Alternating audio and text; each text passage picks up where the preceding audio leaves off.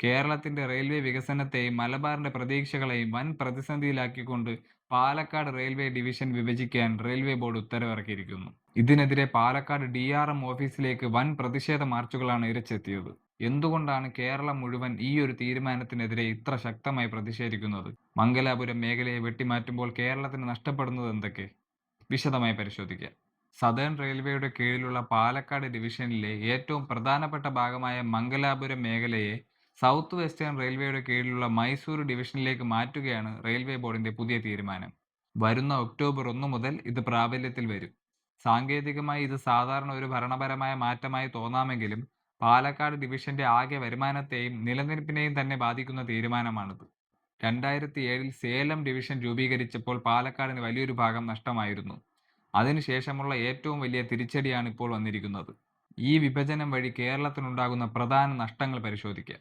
New Mangaluru port വഴി നടക്കുന്ന ചരക്കുനീക്കവും Mangaluru central junction, Panambur തുടങ്ങിയ സ്റ്റേഷനുകളിൽ നിന്നുമുള്ള വരുമാനവുമാണ് പാലക്കാട് ഡിവിഷന്റെ നട്ടെല്ല്.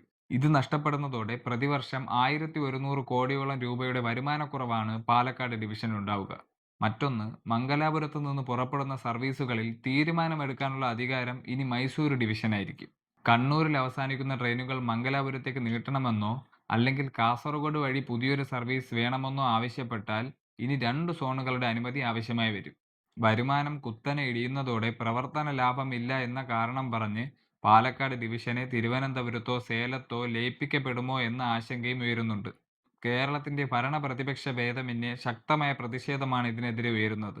സംസ്ഥാന സർക്കാരുമായോ എംപിമാരുമായോ യാതൊരുവിധ കൂടിയാലോചനയുമില്ലാതെ ഏകപക്ഷീയമായാണ് ഈ തീരുമാനമെടുത്തത് എന്ന് ജനപ്രതിനിധികൾ ചൂണ്ടിക്കാട്ടുന്നു.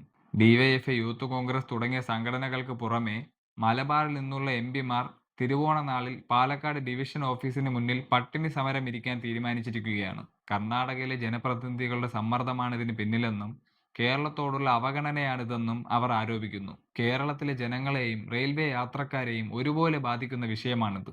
കേരളത്തിന് പ്രത്യേകം റെയിൽവേ സോൺ വേണമെന്നുള്ള വർഷങ്ങളായുള്ള ആവശ്യത്തെ തള്ളിക്കളഞ്ഞുകൊണ്ടാണ് കേന്ദ്രം നിലവിലെ ഡിവിഷനെയും വെട്ടിമുറിക്കുന്നത്.